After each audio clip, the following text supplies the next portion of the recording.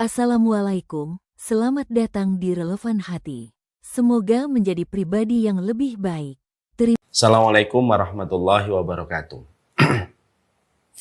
Innal hamdalillah wassalatu wassalamu ala Rasulillah wa ala alihi wa sahbihi wa man tabi'ahum bi ihsan ila yaumil qiyamah.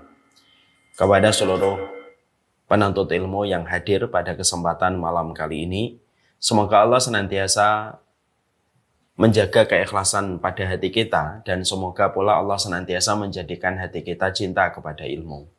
Karena sesungguhnya siapapun yang hatinya cinta kepada ilmu, duduk pada majelis ilmu, mendengarkan setiap uraian dan setiap nasihat yang datang dari Allah dan Rasul-Nya, maka sesungguhnya ilmu itu fungsinya sebagaimana air hujan, membasahi yang kering dan menghidupkan yang mati.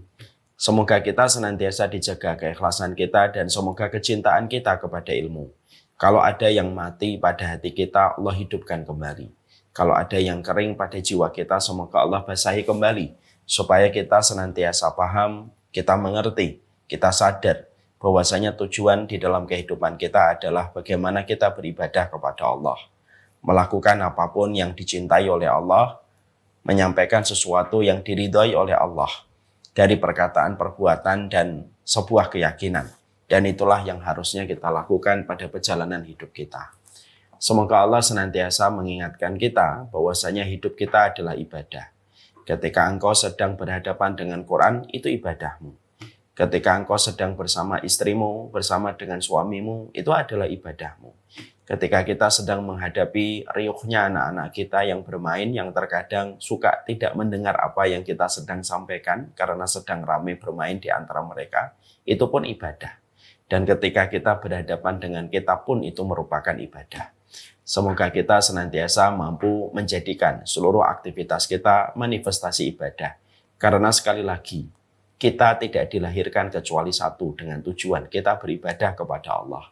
Semoga dunia tidak menjadikan kita terperosok, semoga hawa nafsu tidak menjadikan kita terjajah olehnya, dan semoga dengan setiap ilmu yang kita peroleh membebaskan kita dari penjajahan hawa nafsu dan penjajahan dunia, supaya kita menjadi hamba yang merdeka hanya kepada Allah. Kehidupan kita bermuara dan hanya kepada Allah senantiasa.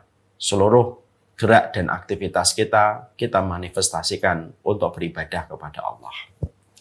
Alhamdulillah, tentunya senantiasa kita bersyukur kepada Allah atas seluruh nikmat yang Allah berikan. Semoga setiap kesyukuran yang kita berikan memberikan kelapangan di dalam kehidupan kita. Amin insyaallah. Kita akan melanjutkan perjalanan panjang kita. Kita melanjutkan perjalanan ketika kita membahas tentang qawaid nabawiyah. Kita membicarakan tentang kaedah-kaedah dan rambu-rambu yang dijelaskan oleh Rasulullah di dalam kehidupan kita selaku umatnya, supaya kita paham semua regulasi yang dituturkan dan dijabarkan oleh Rasulullah SAW. Karena tidak ada aturan dan tidak ada sebuah regulasi yang betul-betul tidak memiliki tendensi apapun kecuali adalah semua kaidah yang datang dari Allah dan Rasul-Nya. Tidak punya niatan apapun kecuali memberikan kebaikan di dalam kehidupan. Dan tidak ada satu motif apapun yang dimiliki oleh Allah dan Rasul-Nya kecuali satu, memberikan kemuliaan pada kehidupan manusia supaya manusia tidak perlu meraba-raba pada kehidupan apa yang harus dilakukan ketika mereka mengetahui kaidah yang harus dipegang pada kehidupan. Saya tidak bisa membayangkan apabila kita berada di jalan lalu tidak ada rambu-rambu. Akhirnya kita tidak tahu kapan berhenti, kapan kita terus, kapan kita berhati-hati, kapan kita boleh belok. Maka yang terjadi adalah kekacauan besar. Walaupun mungkin mobil kita bagus, maka kita mungkin saja akan terjadi sebuah tabrakan satu mobil dengan mobil lainnya. Karena tidak ada aturan pada perjalanan ketika kita berada di sebuah jalan. Maka itulah yang kita bayangkan. Saya tidak bisa membayangkan kehidupan ini kalau Rasulullah tidak memberikan rambu dalam kehidupan untuk kita selaku umatnya Rasulullah SAW. Dan inilah yang menjadikan kita rambu-rambu yang dijelaskan oleh Nabi, setiap kaidah yang digambarkan oleh Rasulullah SAW, inilah yang menjadikan kita pelajari, kita kaji satu persatu, supaya kita tahu kapan kita berhenti, kapan kita terus, kapan kita hati-hati, kapan kita mengeluarkan sesuatu. Itu semuanya telah dijelaskan oleh baginda Nabi SAW. Dan itulah yang menjadikan kita mempelajari 50 kaidah Nabi yang bermanfaat di dalam kehidupan kita, karena pada dasarnya manusia itu butuh kaidah dan butuh aturan supaya terselamatkan dari berbagai macam kerusakan dan berbagai macam benturan yang ada pada kehidupan. Kita akan meneruskan kaidah kita pada pembahasan yang ketiga, yaitu adalah mana qasad malun min shadaqah. Di antara rambu dan di antara kaidah yang dijelaskan oleh baginda Nabi di dalam kehidupan, yaitu adalah ketika Nabi menjelaskan sebuah aturan yang harus dimengerti dan diimani dan diyakini oleh setiap umatnya Rasulullah SAW. Ketika Nabi bersabda di dalam sebuah sanad yang sahih, tidaklah berkurang harta disebabkan karena sedekah yang kamu berikan. Tidaklah berkurang nominal yang kita miliki, tidaklah berkurang keberkahan harta yang kita telah peroleh, disebabkan karena apa yang kita berikan dalam bentuk sedekah dan infak kepada orang lain. Makanya kemarin kita tentunya memahami betul bahwasanya sedekah itu pada dasarnya bukan sebuah syariat yang sifatnya membebani. Tapi sesungguhnya sedekah itu merupakan bahasa kasih sayang yang datang dari Allah supaya setiap manusia tidak diperbudak dengan dunia. Kita tidak bisa membayangkan kalau dalam kehidupan kita diberikan dunia, lalu tidak ada kewajiban untuk memberikan zakat. Lalu tidak ada keutamaan ketika memberikan sedekah. Maka tentunya setiap orang akan tersengat dengan dunia dan akhirnya dia gandrung dengan dunia dan mungkin mati dengan mencintai dunia yang terus dia kumpulkan.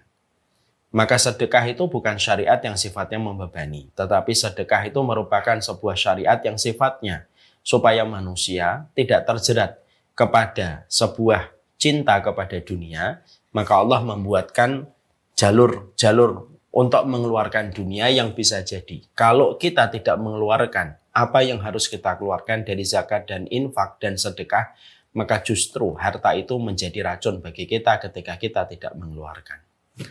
Tentunya kita juga telah mempelajari bahwasanya harta itu ketika diturunkan oleh Allah memiliki dua lapisan. Lapisan yang pertama itu kotor sekali dan harus segera dikeluarkan. Kalau lapisan itu yang pertama tidak kita segera keluarkan, ketika kita terus memegang lapisan pertama pada dunia yang Allah berikan kepada kita, justru feedbacknya itu akan menimbulkan mudarat pada kehidupan kita dan kehidupan keluarga kita. Tapi ketika kita memberikan lapisan yang pertama kepada orang yang berhak, karena memang sejatinya lapisan yang pertama pada harta kita itu bukan milik kita. Kita itu pemilik pada lapisan yang kedua. Lapisan yang pertama kita keluarkan kepada mereka yang berhak, karena itu adalah harta mereka yang dititipkan melalui kita. Maka siapapun yang mereka telah mengeluarkan lapisan pertama pada hartanya, maka dia akan memegang lapisan yang kedua pada hartanya dengan cara yang bersih. Ketika lapisan pertama telah diberikan kepada yang berhak memiliki lapisan yang pertama pada harta kita. Ibu dan bapak, seluruh para santriwati nanti, kalau tiba-tiba mendapatkan rezeki, tiba-tiba rezekinya ditaksir sampai 100 juta. Lapisan pertama pada 100 juta itu bukan milik kita. Dan lapisan ini harus dilepaskan. Kalau tidak, feedbacknya, akibatnya akan kembali menjadi sebuah penyakit untuk kita. 100 juta itu harus dikeluarkan segera, entah 5 juta, entah 10 juta, entah 15 juta dikeluarkan untuk kita berikan kepada yang berhak. Ketika kita menahannya pada setiap harta itu, lalu pada lapisan pertama ketika kita tidak mengeluarkan dan tidak memberikan kepada yang lain, maka justru itu akan berakibat buruk karena lapisan pertama itu akan merusak pada keberkahan harta pada lapisan kedua yang ada. 100 juta, tidak dikeluarkan 10 juta, tidak dikeluarkan 5 juta, atau tidak dikeluarkan 15 jutanya. Justru itu yang akan merusak sisanya. Akan merusak 85 juta yang kita peroleh dan kita dapatkan. Akhirnya tidak bisa memberikan kebaikan ketika yang 80 juta atau 85 juta itu tidak kita berikan kepada yang lainnya. akhirnya tidak memberikan kebaikan kepada keluarga kita, tidak memberikan kebaikan untuk kita. Dan bisa jadi itulah yang akan menimbulkan berbagai macam masalah pada kehidupan kita. Itu yang akan menimbulkan berbagai macam masalah pada kehidupan kita. Makanya Imam Ibnu Rajab itu pernah mengatakan sebuah kalimat yang patut untuk menjadi sebuah perenungan untuk kita. Wa jazaa'u sayyi'ati sayyi'atum ba'daha. Balasan atas setiap keburukan itu selalu keburukan setelahnya. Jadi kalau ada orang ketika dia melakukan keburukan, dia menahan lapisan pertama pada dunianya dan tidak dia berikan kepada yang lainnya, keburukan itu tidak akan berdiri sendiri. Keburukan itu akan menimbulkan keburukan setelahnya. Makanya Allah menyampaikan wa amma man bakhila wastaghna wa kadzdzaba bil husna fasanuyassiruhu lil usra.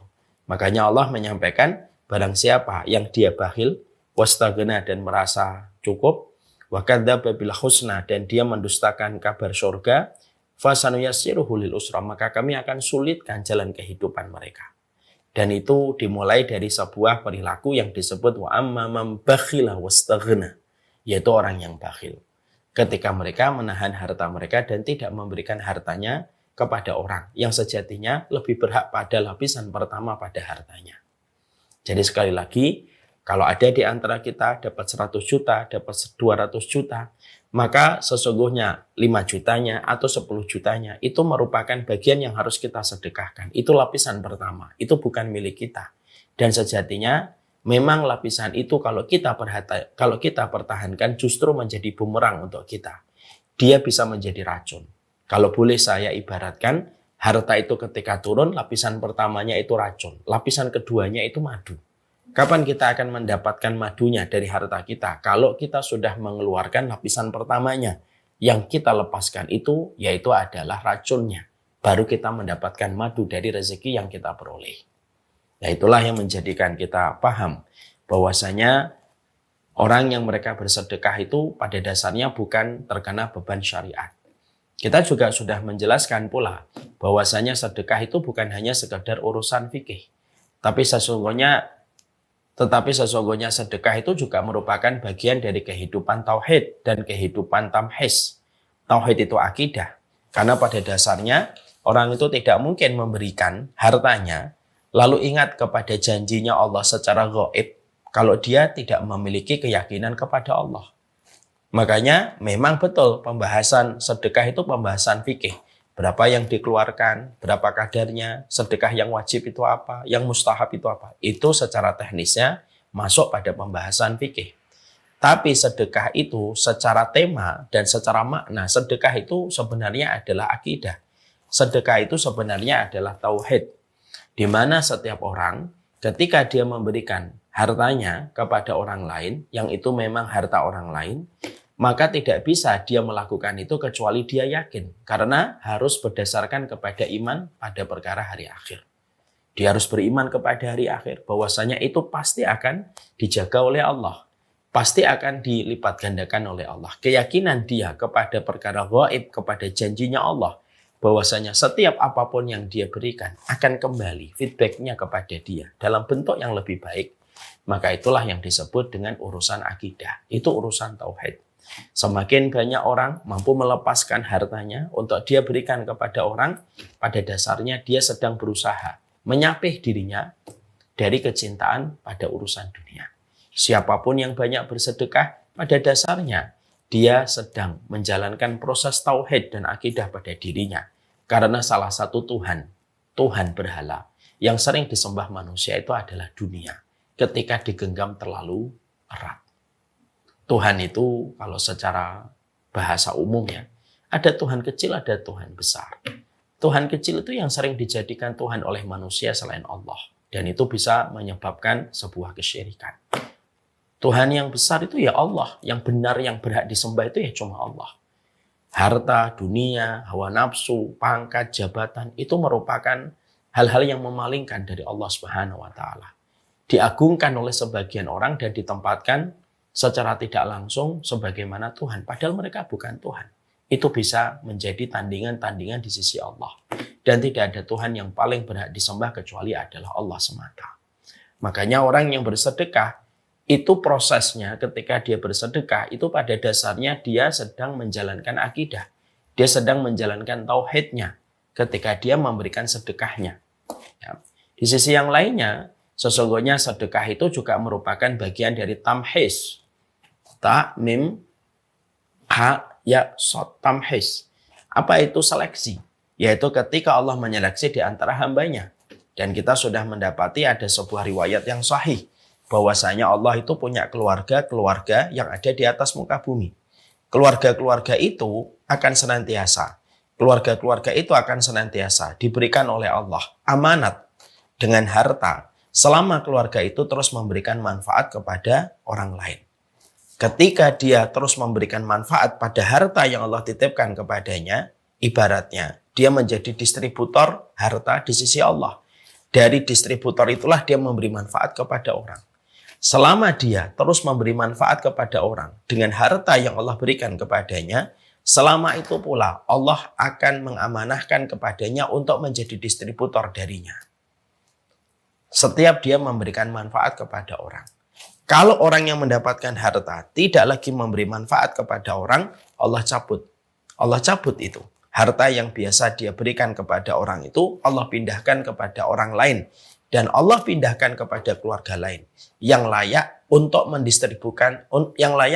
mendistribusikan harta yang Allah titipkan kepadanya. Jadi, penjelasan sederhananya, kalau ada di antara bapak dan ibu, saya, para ustadz, lalu mereka setiap mendapatkan dunia dan mendapatkan harta, dia berbagi. Selama dia berbagi, Allah akan menitipkan kembali harta kepada orang itu. Karena orang itu telah memberi manfaat kepada makhluk-makhluk Allah yang lainnya.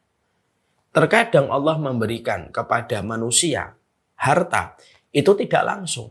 Tapi Allah titipkan kepada manusia yang lain. Allah uji manusia itu, apakah dia mau untuk memberikan hartanya kepada orang di sekitar ataukah tidak. Kalau orang itu mau mendistribusikan harta dari Allah dan memberikan manfaat kepada orang di sekitarnya, maka selama itu pula Allah akan tetap menjadikan dia distributor dari setiap harta yang Allah titipkan kepadanya. Dan Allah tidak mencabut harta itu darinya selama dengan satu syarat. Orang itu tidak pernah menahan hartanya untuk orang dan hamba-hamba Allah yang lain. Tapi kalau ada manusia diberikan harta, justru dia menahan. Orang di sekitarnya tidak mendapatkan manfaat dari harta yang dia miliki, Allah tahan hartanya. Allah tidak lagi jadikan dia menjadi distributor kebaikan. Allah pilih yang lainnya. Dan betapa sedihnya kalau kita tidak menjadi bagian dari orang yang dipilih oleh Allah. Menjadi distributor untuk berbagi manfaat kepada orang yang lain. Nah, inilah yang menjadikan kita memahami bahwasanya sedekah itu merupakan bagian dari sesuatu yang sifatnya bukan hanya sekedar fikih.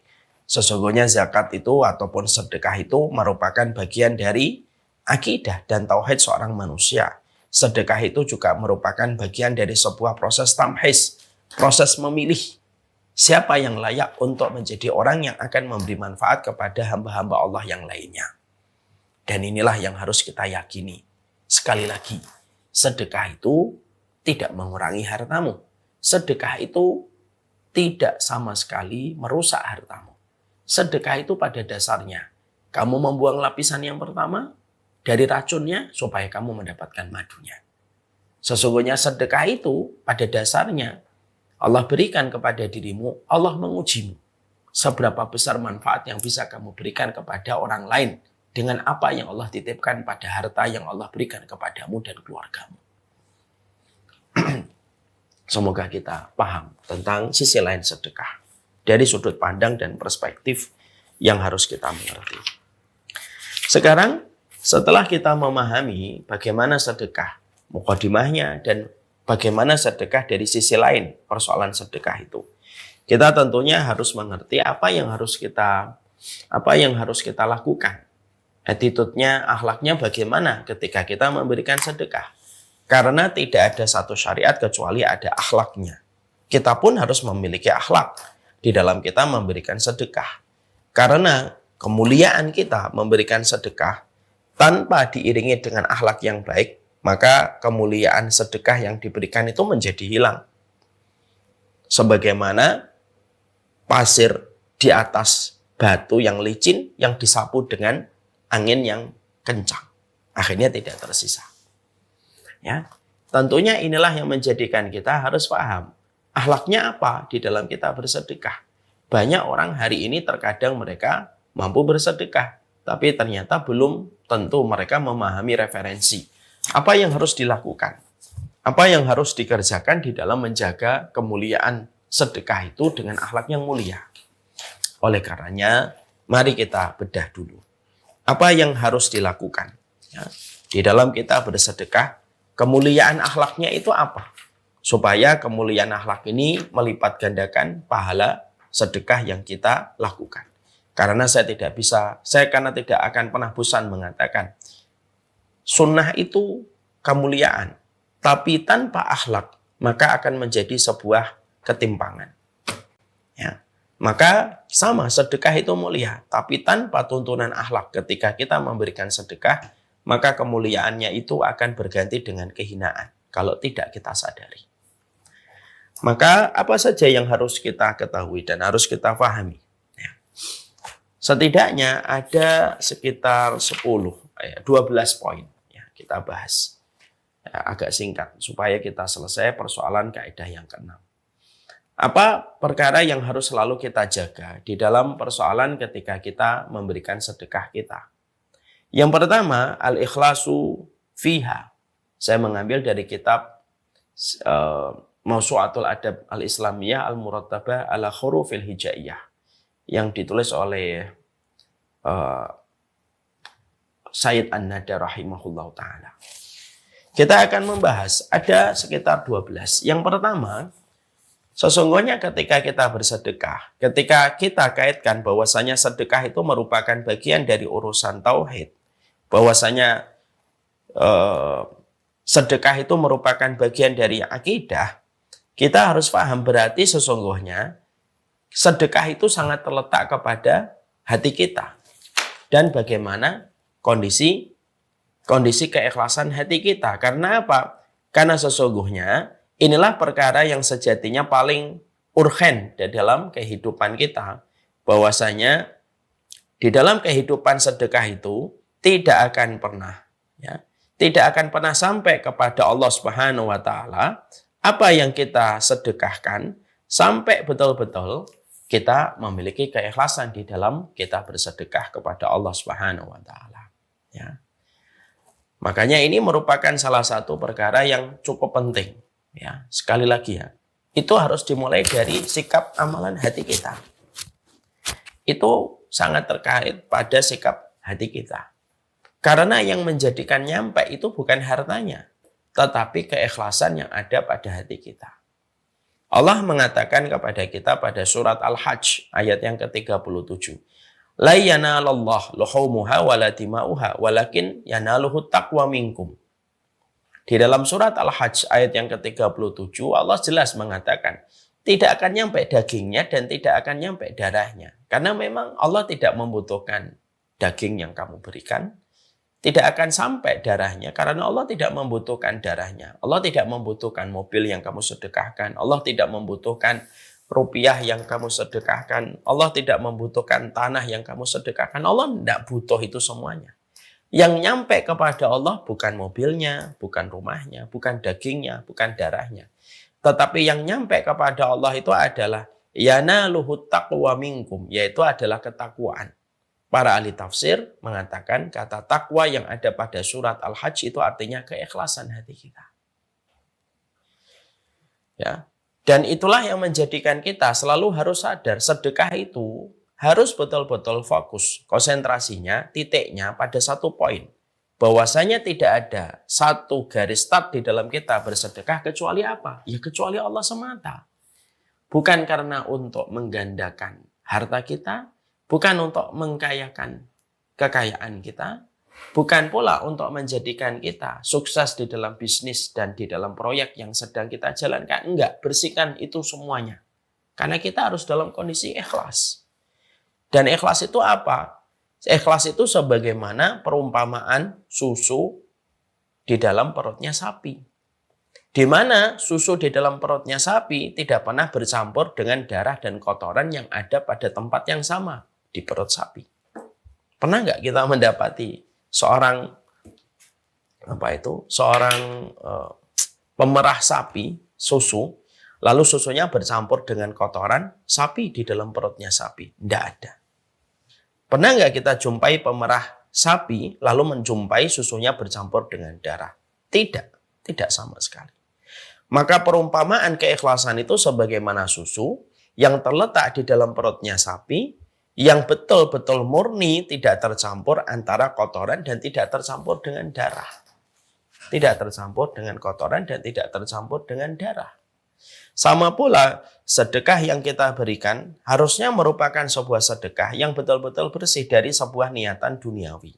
Dan harus bersih dari niatan untuk mendapatkan pujian manusia. Karena dua perkara itulah yang sejatinya menjadi darah dan kotoran. Sebagaimana di dalam perutnya sapi yang bisa mencampuri dan menodai kemurnian dari susu di dalam perutnya sapi. Ya. Jangan pernah bersedekah ketika kita merasa dengan sedekah itu kita akan mendapatkan pujian. Dan menjaga keikhlasan hati kita itu sangatlah berat.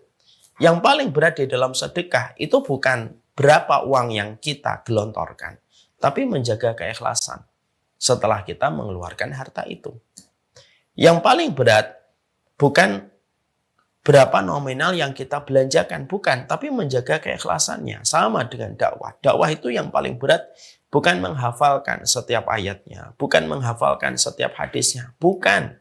Tapi yang paling berat di dalam kita melakukan dakwah itu yang paling berat adalah titik keikhlasan hati kita. Yang paling berat ketika kita melakukan dakwah.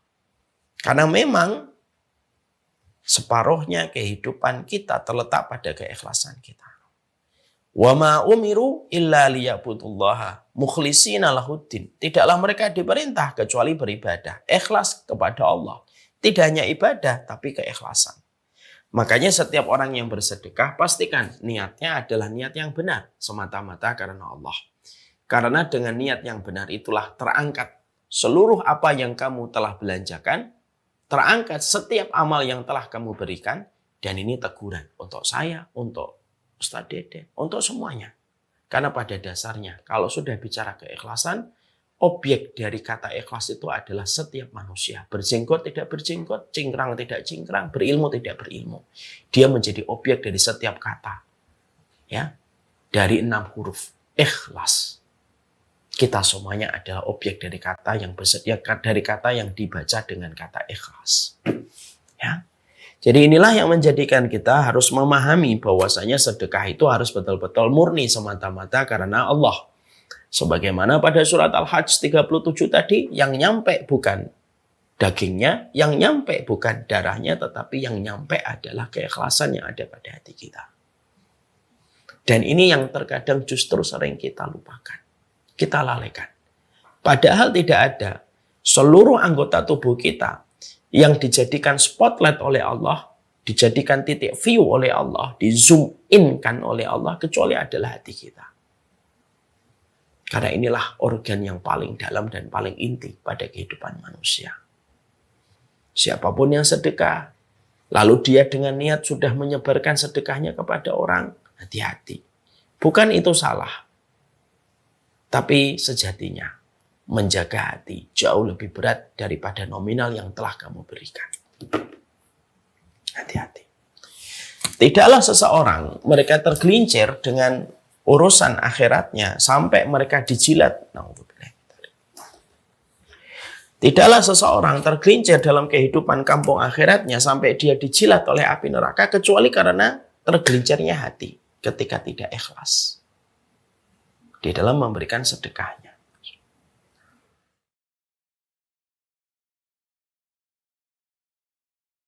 Ketika dia memberikan sedekahnya. Makanya saya menyampaikan, sudah saya sampaikan dalam pembahasan kaidah yang pertama, yaitu tentang masalah hati yang ikhlas atau niat yang sholih atau niat yang sholih. Saya menyampaikan ada 3 orang yang nanti akan dipanggil oleh Allah pertama kali. Ketika seluruh manusia mereka harap-harap cemas untuk menunggu pengadilan dari Allah. Inna awalan nasi yuqda yaumal qiyamati salasatun. Orang yang pertama kali diputuskan nasibnya oleh Allah itu ada 3. Yang pertama orang yang berjihad di jalan Allah, tapi niatnya untuk mendapatkan status sebagai orang yang berani. Yang kedua orang yang mereka mencari ilmu, orang yang membaca Al-Quran, orang yang menghafalkan Al-Quran, orang yang mempelajari ilmu agama, supaya mereka disebut sebagai alim dan pula disebut sebagai qari. Yang ketiga, yaitu orang yang mereka bersedekah. Tapi sedekah itu yang harusnya menaikkan derajatnya ke surga, tapi justru sedekah itu hanya untuk bisa menjemput sebuah status supaya dia disebut sebagai orang yang dermawan. Dan rusaknya amalan besar di sisi Allah, kata para ulama, terletak kepada rusaknya niat di dalam hati. Jaga hati kita. Ana menjaga tauhid, menjaga niat, itu merupakan amanat konstitusi sunnah yang pertama. Itu menjaga niat. Menjaga niat. Menjaga niat. Menjaga niat. Ya, jangan ada lagi sedekah. Sedekah, misalkan, supaya kamu kaya. Sedekah supaya bisnismu lancar. Jangan. Bukan itu kita bersedekah. Sedekah tidak membangun singgasana di dunia. Sedekah itu tidak membangun fasilitas-fasilitas megah dari usaha kita yang berhasil. Sedekah itu bukan pula untuk tumpukan pujian dan respon manis dari lisan manusia. Tapi sedekah kita adalah membangun kehidupan akhirat yang lebih baik, bukan untuk dunia. Yang kedua, yang termasuk kita harus pahami adalah yang kedua, pastikan bahwasanya ketika kita bersedekah, pastikan apa yang kita sedekahkan itu adalah harta yang bersih. Merupakan sebuah harta yang dikelola dan diambil dari harta yang halal. Jangan sampai orang ketika dia sedang bermasalah pada urusan dunianya, sehingga dia tidak bisa memisahkan mana itu yang syubhat, mana itu yang haram gitu. Lalu dia bersedekah karena apa? Allah tidak pernah menerima dan Allah tidak ada hajat untuk menerima sedekah. Allah tidak ada hajat. Allah tidak ada kebutuhan untuk menerima sedekah. Di mana sedekah itu diambil dari harta-harta yang syubhat dan harta yang haram. Innallaha thayyibun wa la yaqbalu illa thayyiban. Allah itu zat yang sangat baik dan tidak menerima kecuali yang baik. Ketika ada seseorang melakukan korupsi, lalu dia pencucian uang, lalu dia menyangka, saya korupsi 100 miliar. Oke, saya sedekahkan 10 miliar. Maka 10 miliar itu saya harapkan menjadi media dan menjadi tawasul untuk membersihkan harta 90 miliar yang haram. Saya sedekahkan. Saya berikan kepada panti asuhan, kepada anak yatim. Allah tidak terima. Allah tidak ada hajat kepada harta yang haram. Jadi Allah tidak ada hajat kepada harta yang haram. Orang yang menerima mungkin tidak tahu. Tapi Allah tahu. Makanya Allah tidak menerima kecuali yang baik. Sebagian persepsi masyarakat, mungkin ada sebagian orang kaya dan pejabat yang memiliki sebuah persepsi yang kurang benar atau lebih tepatnya salah. Bahwasanya mereka mengatakan wa'at bi'isayyi'atal hasanata tamhauha. Ikutilah perbuatan yang buruk dengan perbuatan yang baik, maka perbuatan baik akan menghapuskan perbuatan buruk. Maka bertolak dari sebuah mindset ini, mereka lalu ketika mengambil harta haram 10 miliar, mereka infakkan 3 miliar. Dengan satu asumsi, 3 miliar ini akan menghapuskan keburukan 10 miliar itu. Karena apa? Ikutilah perbuatan baik dengan perbuatan yang ikutilah perbuatan yang buruk dengan perbuatan yang baik. Perbuatan baik akan menghapuskan keburukan. Itu tidak semacam itu realisasi dari hadis tersebut. Realisasinya itu adalah ketika kamu melakukan kesalahan, kamu sholat. Ketika kamu melakukan kemaksiatan, kamu bertobat. Itulah mengikuti keburukan dengan kebaikan. Tetapi memiliki sebuah persepsi, mindset, dan asumsi bahwasanya ketika kamu mengambil harta yang haram, lalu kamu sedekahkan separuhnya, dengan asumsi yang separuh itu menghapuskan keburukan seluruhnya, kamu salah. Allah tidak ada hajat untuk menerima harta yang haram. Makanya ada sebuah kisah terjadi pada masa Imam Abu Hanifah. Pada masa Imam Abu Hanifah ada seseorang. Dia mengambil buah dari pekarangan dan halaman orang tanpa minta izin. Maka buah itu dibawa pergi. Lalu buah itu diberikan kepada orang lain. Ditegur sama Imam Abu Hanifah. Kamu ngapain? Iya, saya tadi ngambil buah, mencuri. Tapi buah itu separuhnya saya berikan kepada fakir miskin. Maka sedekah saya itu insya Allah dilipat gandakan paling minim 10 kali lipat. Adapun mencurinya saya itu 1. Maka 10 kebaikan ketika saya bersedekah dikurangi 1 masih 9. Imam Abu Hanifah tertawa dan berkata, Innallaha thayyibun wa la yaqbalu illa thayyiban. Sesungguhnya Allah itu baik dan tidak menerima kecuali yang baik. Jadi yang kedua yang wajib bagi kita adalah orang yang bersedekah itu harus betul-betul murni. Kalau harta kita tersangkut dengan yang haram, Allah tidak ada hajat menerima. Ingat ya, setiap ibadahmu harus bersih. Umroh itu harus bersih dari harta yang bersih. Jangan ada riba di antara kita dalam perjalanan haji dan umroh. Kalau enggak, sia-sia, capek, lelah, dan letih semata. Sedekah. Makanya kenapa kita kemarin mempelajari kan di antara kaidah yang ketiga bahwasanya menjaga dari perkara syubhat itu penting. Karena timbulnya banyak problematika, masalah dalam kehidupan kita itu ya dari harta yang haram. Harta haram itu selalu meminta tumbal. Tumbalnya apa? Pertama, Allah tidak menerima ibadah yang terbangun dan tercampur dari harta yang haram. Ya, itu yang kedua. Yang ketiga, jangan melambat-lambatkan sedekah itu. Kalau memang sudah ada niat sedekah, langsung eksekusi. Jangan dilambatkan. Kenapa? Tidaklah orang melambatkan sedekah kecuali setan yang menguasai. Lalu mendistract. Lalu akhirnya mengalihkan dia kepada pilihan yang lain.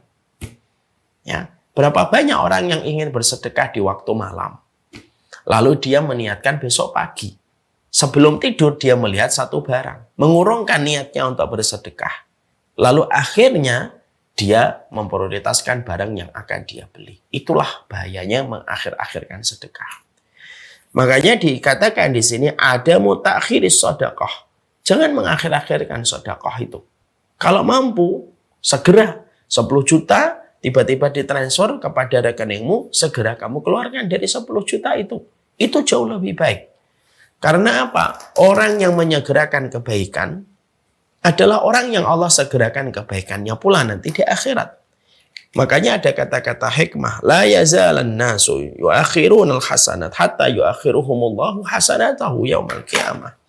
Tidaklah seseorang suka mengakhir-akhirkan kebaikan kecuali Allah pasti akhirkan kebaikan apapun untuknya di akhirat kelak nanti. Orang yang langsung bersedekah itu jauh lebih baik daripada mengakhirkannya. Berikanlah sedekahmu. Segerakanlah. Tidak usah diundur-undur. Karena penyakitnya manusia itu taswif. Mengakhirkan tobat, mengakhirkan kebaikan. Itu penyakitnya manusia. Dia berandai-andai, besok aja deh, uang yang ini aja. Tapi ternyata belum datang, dia sudah keburu datangnya aja. Nah, untuk bila mintalik dan akhirnya menjadi sebuah penyesalan. Padahal kita paham tidak ada penyesalan yang dilakukan oleh mayit ketika dia mati kecuali adalah laula akhartani ila ajalin qarib fa asaddaq wa akum minas salihin. Ya kan? Tidak ada yang paling disesali oleh mayit ketika dia telah meninggal dunia kecuali satu. Dia ingin sekali untuk bisa memberikan sedekahnya. Karena perkara itulah yang betul-betul melapangkan. Sedekahmu itu cahaya. Dan kita akan datang pada satu alam yang begitu gelap. Kita akan datang kepada satu alam yang begitu pekat hitamnya. Yaitu alam barzakh. Alam barzah itu mudlim, syadid. Alam barzah itu kegelapan yang sangat pekat. Tidak ada yang bisa menerangi alam barzah dengan kegelapannya. Tidak ada yang bisa menerangi. Salatmu itu cahaya, puasamu itu cahaya, sedekahmu itu cahaya. Ya. Cahaya itulah yang kita butuhkan. Kehidupan kita berikutnya itu tidak butuh bensin. Kehidupan kita berikutnya itu butuh cahaya. Dan cahaya itu melalui harta yang kita sedekahkan.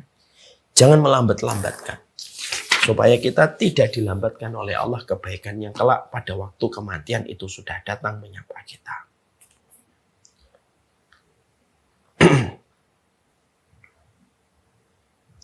Yang keempat, yaitu adalah orang yang bersedekah itu harus paham bahwasanya sedekah yang dia keluarkan itu sebenarnya bukan dari dirinya, tapi betul-betul haknya orang yang mendapatkan sedekah itu.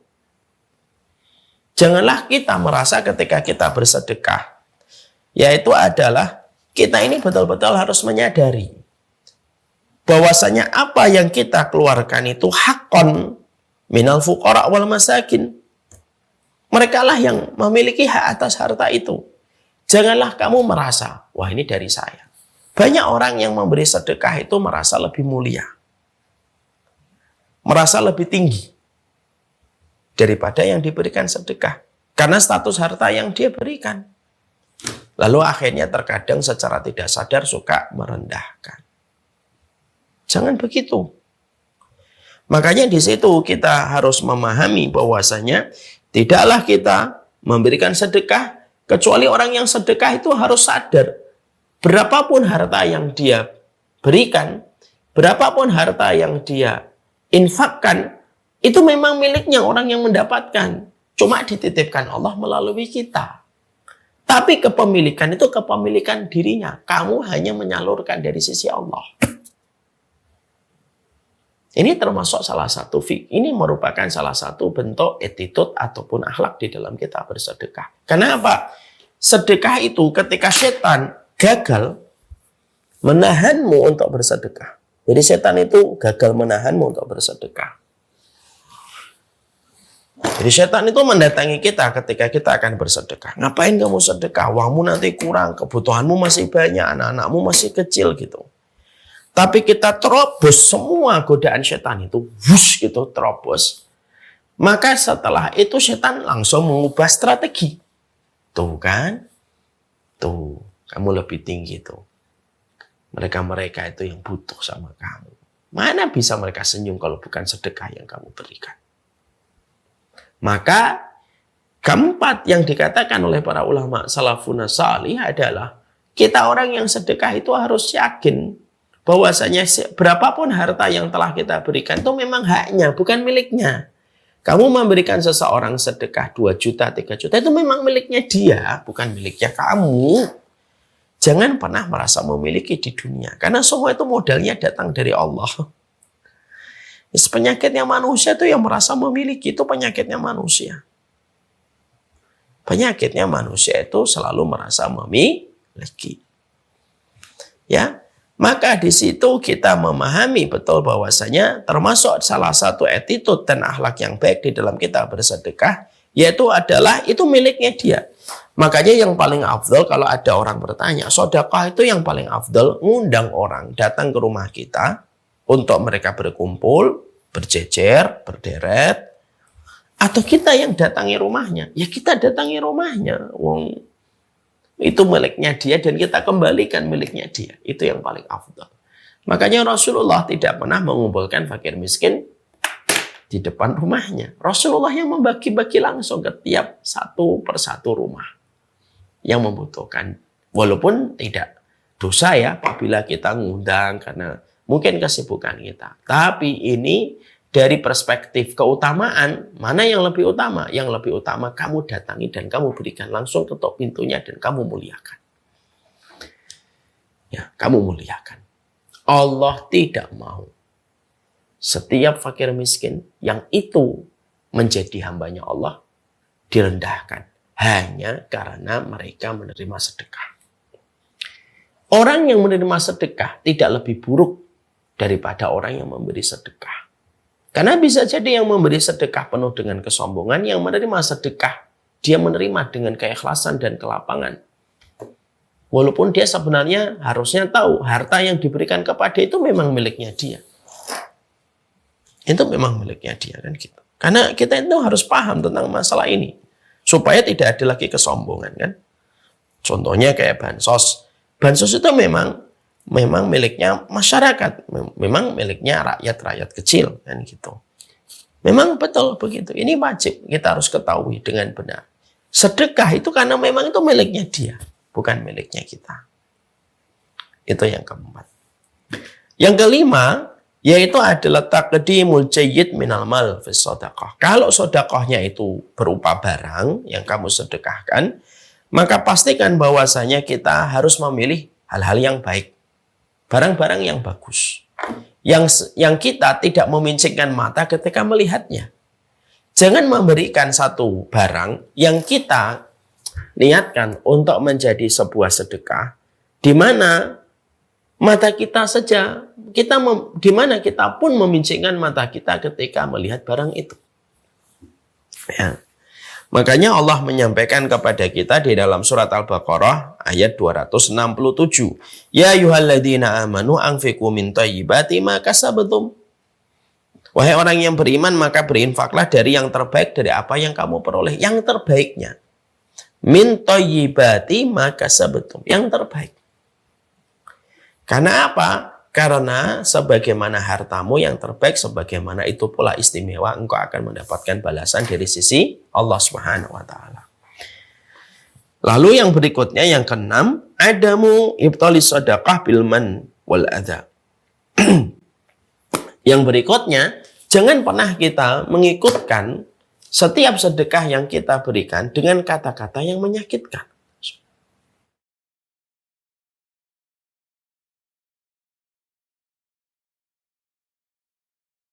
Yang bisa melukai perasaan orang yang menerima.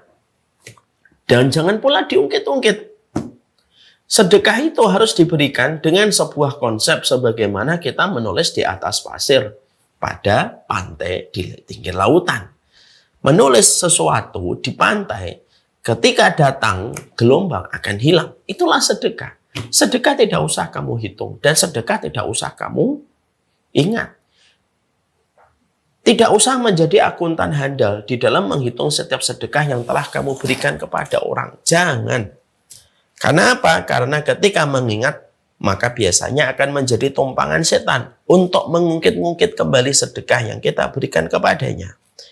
Makanya Allah menyampaikan kepada kita di dalam surat Al-Baqarah 264. Ya ayyuhalladzina amanu la tubtilu shadaqatikum bil manni wal adha. Wahai orang yang beriman, jangan kamu batalkan sedekah kamu dengan mengungkit-ungkit dan menyakitkan ketika menyampaikan itu. Karena apa? Orang fakir miskin itu mereka tetap terjaga kehormatan mereka di sisi Allah. Mereka itu kalau berdoa, doanya mereka lebih mustajab. Karena kesulitan yang mereka hadapi, perutnya mereka yang kosong, lambung mereka yang perih, yang menjadikan doa mereka itu melesat di atas langit. Jangan dilukai. Karena Allah pun tidak pernah melukai mereka. Allah jadikan sebagian saudara-saudara kita miskin itu bagian dari fitrah kehidupan yang Allah jalankan pada kehidupan manusia. Dan Allah jadikan sebagian saudara kita miskin karena pada dasarnya terkadang mereka itu lebih ikhlas hatinya daripada mereka yang kaya dan lapang hartanya. Karena Allah ingin selamatkan mereka supaya mereka tidak celaka gara-gara dunia kalau terlalu berlebihan. Makanya tidak boleh bagi orang yang mereka itu bersedekah itu mengungkit-ungkit, menyebutkan, lalu menyebutkan dengan gestur tubuh yang sifatnya itu merendahkan. Ada itu tidak hanya dengan ucapan, ada itu dengan gestur tubuh pun tidak diperbolehkan kita. Jadi inilah yang menjadikan kita akhirnya memahami betul. Termasuk di antara perkara yang kita harus mengerti tentang perkara sedekah ini, jagalah. Supaya jangan sampai terjadi perkara yang sifatnya itu melukai hati orang yang menerima sedekah. Makanya sampai teknis di dalam kita memberikan zakat itu tidak usah menyebutkan kalau itu zakat. Ya. Jadi kalau kita sampai beberapa fuqaha dari Syafi'iyah itu menyebutkan sampai ketika kita memberikan zakat pun tidak perlu bagi kita untuk mengatakan ini zakat ya. Untuk menjaga perasaan. Untuk menjaga perasaan orang yang menerima zakat kita. Artinya, setiap orang fakir miskin itu terjaga kehormatan mereka di sisi Allah. Dan sedekah yang kita berikan itu harusnya tidak boleh mengurangi kehormatan mereka. Walaupun mereka menerima sedekahnya. Karena sedekah itu milik dia, bukan milik kita. Itu memang miliknya dia. Makanya tidak boleh harta yang memang menjadi miliknya dan menjadi haknya, lalu kamu rendahkan kehormatan dirinya. Tidak boleh. Karena perkara itulah nanti sejatinya akan merusak kehidupan dari sedekah yang kita berikan. Yang ketujuh, kata para ulama salafun salih, fayajibu 'alal mutasaddiq ayyarhala shadaqatihi ni'matun minallah. Orang yang bersedekah itu harus selalu merasa bahwasanya ketika dia bersedekah itu bukan karena kemampuan dia untuk mengumpulkan harta, tapi betul-betul karena nikmat yang Allah berikan kepadanya. Semua pencapaian harta yang dia miliki sampai dia mengeluarkan sedekah itu harus dimiliki setiap orang yang akan bersedekah. Wajib orang yang bersedekah itu apa? Melihat bahwasanya setiap sedekah yang dia berikan kepada orang itu merupakan nikmat dari Allah. Bukan karena kehebatan dia, bukan karena keuletan dia, bukan karena kepintaran dia yang menjadikan dia bisa mengeluarkan sedekah. Tapi nikmat Allah yang menjadikan dia bisa mengeluarkan sedekah. Ya. Supaya sekali lagi perkara ini dan poin ini untuk menjaga kondisi hati orang yang bersedekah. Karena ternyata kalau kita membaca akhlak dan attitude orang ketika mereka bersedekah, itu lebih banyak berbicara tentang kondisi orang yang bersedekah. Karena apa? Yang merusak sedekah itu kondisi orang yang bersedekahnya. Kondisinya sombong, kondisinya dia yang merasa berhak dengan harta itu lalu dia secara sukarela dia berikan sama orang, sering mengungkit. Enggak. Kamu sedekah itu bukan kamu sukarela. Memang itu miliknya orang itu yang kamu harus berikan. Dan itu pun tidak terjadi bukan karena kehebatan kamu mengumpulkan harta. Kamu sedekah itu karena nikmat yang Allah berikan kepada hidupmu sampai kamu bisa sedekah. Jadi, kalau ada orang tidak mau sedekah, itu pada dasarnya bukan dia yang tidak sedekah. Mungkin Allah yang tidak mau orang itu bersedekah. Supaya Allah nanti bisa menghisapnya dengan hisap yang berat. Hati-hatilah kalau hartamu sudah tidak diinginkan oleh Allah untuk kamu sedekahkan. Itu hal yang paling tragis pada harta manusia. Jadi harta yang paling tragis itu apa? Harta yang tidak Allah inginkan dari harta itu yang dimiliki seseorang untuk disedekahkan. Berarti harta itu akan menjadi hisap yang panjang sekali. Lalu disebutkan ala yara al mutasaddiq li nafsihi manna. Jangan sampai orang yang mereka itu betul-betul bersedekah itu memandang dirinya itu dengan perasaan sombong kepada apa yang bisa disedekahkan. Ya. Bahwasanya ketika dia memberikan harta, setiap orang yang bersedekah itu harus segera memegang hatinya dan menasihati hatinya, mensucikan hatinya, berbicara dan berdialog dengan hatinya. Kamu sedekah ini bukan karena keutamaanmu ya, ini semata-mata keutamaannya Allah. Supaya tidak terasa ujub pada dirinya. Karena ujub inilah perkara yang sifatnya nanti akan merusak setiap ibadah yang kita lakukan. Kesombongan pada ibadah itu kesombongan yang paling tragis. Kenapa? Kesombongan pada ibadah itu termasuk kesombongan paling tragis. Karena orang yang sombong pada ibadahnya, belum tentu ibadahnya diterima, dia sudah sombong. Dan salah satu di antara bentuk amal yang paling sering disombongkan itu adalah amalan sedekah. Makanya ketika orang bersedekah, pegang hatimu, kondisikan jiwamu, sucikan jiwamu, bersihkan hatimu, berdialog dengan hati kita. Gak boleh sombong ya ini ya. Gak boleh sombong ya ini. Sedekah 2 juta, 3 juta, 50 juta, 100 juta. Gak boleh sombong ya. Udah letakkan aja. Itu semuanya karena keutamaan Allah semata. Bukan karena hebatnya kita sudah bisa merelakan harta itu. Kemudian yang ke-9. Janganlah kita mengakhirkan sedekah hanya karena ragu kepada yang menerima. Jadi karena kita ragu sama orang yang menerima, akhirnya kita lambat-lambatkan sedekah. Kalaupun kamu bersedekah, ternyata yang menerima sebenarnya tidak pantas menerima sedekah itu, tapi itu kamu lakukan karena kamu tidak tahu, maka itu tidak mengurangi pahalamu. Banyak orang yang terkadang mengakhir-akhirkan sedekah dan berkata, udahlah nanti aja lah. Saya belum yakin sama dia. Akhirnya diakhir-akhirkan itu. Karena mengakhirkan sedekah itu sama dengan memperpanjang waktu keburukan akan terus berputar-putar pada dirinya ketika tidak segera membuang racun pada dunia yang Allah berikan kepadanya. Jadi sedekah itu mempercepat keluarnya racun pada diri dan kehormatan suatu keluarga. Makanya ada sebuah riwayat yang sahih dalam riwayat Bukhari dan Muslim. Ya, ada orang kaya raya ketika dia ingin sedekah, malam-malam dia nyari orang. Lalu dia bergegas mencari seseorang. Yang diberikan itu seseorang. Lalu dia lari. Paginya tersiar kabar, ada seorang pezina diberi sedekah. Lalu orang yang memberi sedekah itu berkata, semoga sedekah saya kepada pezina bisa menjadikan dia bertobat dari zinanya. Malam berikutnya, kata Rasulullah, dia berkeliling kembali mencari orang yang dilihatnya itu pantas mendapatkan sedekahnya. Ada seseorang, dia lihat pantas mendapatkan sedekahnya, dikasih sedekah, dia langsung lari karena dia pengen menyembunyikan sedekahnya. Pagi harinya tersiar kabar, oh ada pencuri yang dikasih sedekah. Dia tidak menyesal dan mengatakan, semoga pencuri itu bertobat dari kejahatannya setelah mendapatkan sedekah dari saya. Hari yang ketiga, dia bersedekah lagi. Nyari orang yang bersedekah malam-malam. Ternyata ada orang kaya yang dikasih sedekah sama dia. Pagi harinya tersiar kabar. Maka pagi harinya dia berkata, semoga orang kaya itu bisa bersedekah sebagaimana saya bersedekah. Artinya, kalau kamu pengen bersedekah, sedekah. Gak usah karena ragu. Akhirnya mengakhirkan kamu untuk sedekah. Kamu lihat seseorang, kamu pengen ngasih-ngasih aja. Gak usah kamu pikir, wah ini kelihatannya ada mafianya nih. Ada komplotannya ini. Oh ini biasanya ada mafianya. Tidak usah. Kalau memang kamu pengen ngasih-ngasih. Kalau ternyata setelah itu ada penyelewengan pada harta yang kita berikan kepadanya, itu tanggung jawab dia dengan Allah.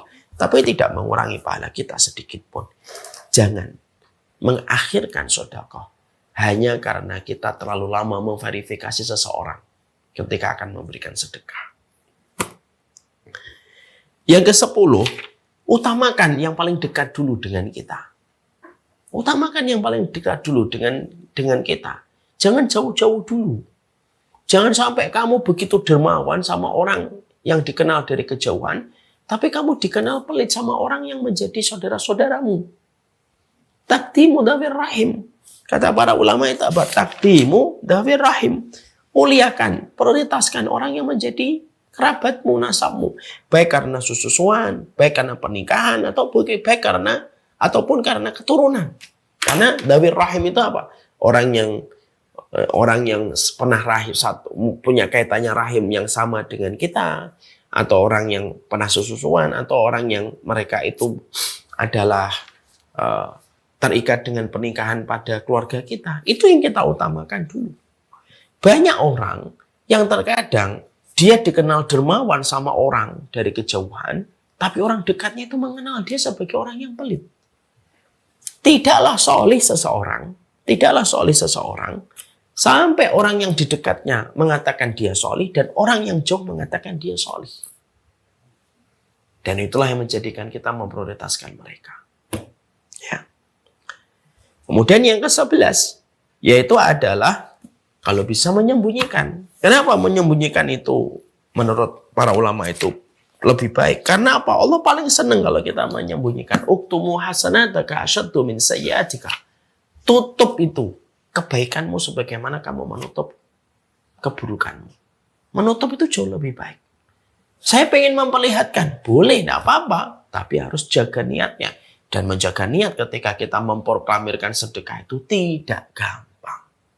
Ustadz ngomong tidak gampang. Para ulama-ulama yang lebih solid daripada kita aja ketakutan kok kalau sedekah mereka ketahuan. Apalagi cuma kita, manusia di akhir zaman. Walaupun saya tidak mengatakan orang yang memperlihatkan sedekah itu langsung dikatakan riak, kita juga tidak boleh mengatakan orang riak. Antara dia dengan Allah yang tahu. Tapi kalau kita mencontoh generasi terbaik umat ini, mereka menyembunyikan sedekah mereka. Dan yang terakhir, yaitu adalah jangan pernah mengambil kembali sedekah yang telah kita berikan. Karena apa? Karena itu bukan milikmu. Jangan hanya karena kecewa, jangan hanya karena kamu bermasalah dan berkonflik dengannya, lalu kamu tega mengambil kembali sedekah yang pernah kamu berikan kepadanya. Aib itu. Dan itu tidak ada marwah orang yang semacam itu, dan tidak ada kehormatannya. Inilah yang menjadikan kita memahami ya, Masya Allah, manajemen kita dalam kehidupan dengan rambu yang datang dari Nabi. Yang keenam, pastikan harta yang ada di kita sekarang jangan sampai itu menjadi racun. Cara untuk menjadikan harta kita tidak menjadi racun apa? Buang lapisan yang pertama. Nikmati lapisan yang kedua. Lapisan yang kedua itu madunya. Lapisan yang pertama itu racunnya. Berikan kepada dakwah, berikan kepada tempat-tempat kebaikan, insya Allah. Maka itulah yang akan memberikan keberkahan pada setiap urusan kita.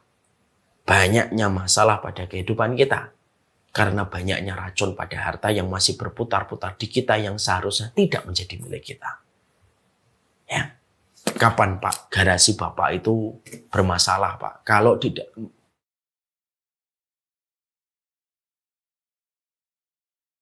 kapan garasi kita itu bermasalah? Garasi kita bermasalah dan mengkhawatirkan itu kalau ada satu mobil yang bukan milik kita, Pak. Dan kita jadi penadah, untuk bilang minta. Lalu mobil itu ada, setiap ada polisi lewat kita, bingung, kita ketakutan, Pak. Kapan kita tenang? Keluarkan itu barang yang bukan milik kita. Walaupun di garasi kita cuma ada mobil, misalkan cuma mobil Avanza gitu, harga 200-an gitu. Tapi karena itu milik kita, kita tenang. Daripada di garasi kita ada mobil Mercy, harganya 3 miliar, tapi itu kita penadah. Kita pasti dalam kondisi gelisah. Kegelisahan itu bisa jadi adalah datang dari harta yang bukan milik kita, tetapi tidak segera kita keluarkan. Na'udzubillahi min dzalik. Sallallahu ala nabiyina Muhammad. Pembahasan kaidah yang ke-6 telah selesai. Semoga Allah memberikan hidayah kepada kita untuk beramal.